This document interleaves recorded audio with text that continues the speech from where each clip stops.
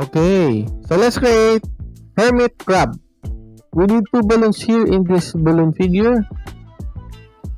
Okay, so let's just say this one. Inflate a balloon with the same size, leaving an allowance with approximate 2 or 3 inches like this. Okay, so first step is just create an arm. Okay, how we build that? Okay, so leave a small bubble here, just like this, a less 1 inch bubble, smaller than 1 inch. Okay, and create a bubble 3 inches, I guess, and create another bubble and put it together to create a loop like this. And of course, don't forget to lock like this. So we have the arm of a hermit crab.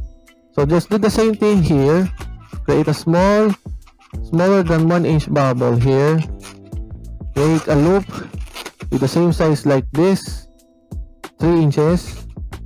Okay, it should be same size, huh? Alright, so let's adjust the size like this. Of course, lock it up, and we have an arm. See? Okay, so now let's create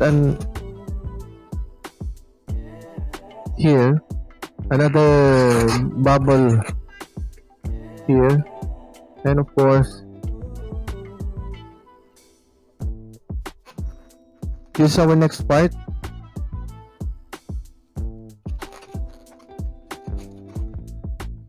Okay, twist this, creating, let's just say this is a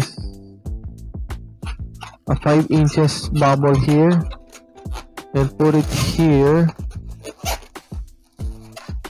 just like this. See?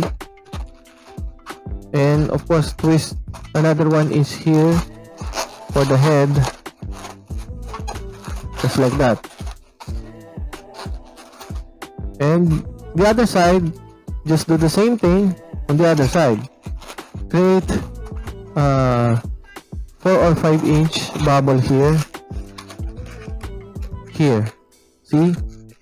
So we created the body. This is the body, always remember that. Alright, now put this here, but before you put this, create another 1 inch bubble here for the head of our hermit crab. Okay, I think that's enough. Okay, this is the head of our crab. Put it here, put it together, lock it up, and that's it. I think we're done.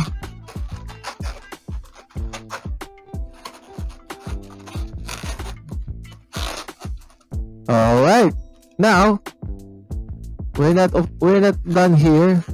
Okay, we need to twist this. Okay, put it together like this. One more, so that it will lock here,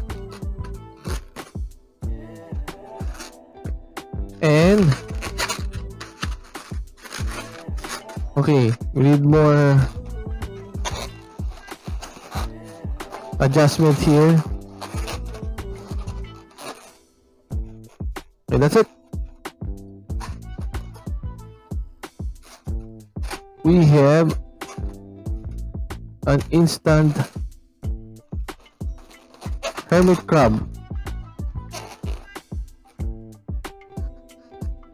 Alright, hermit crab as it is. Okay, hermit crab. See? Very easy, hermit crab. Thank you so much.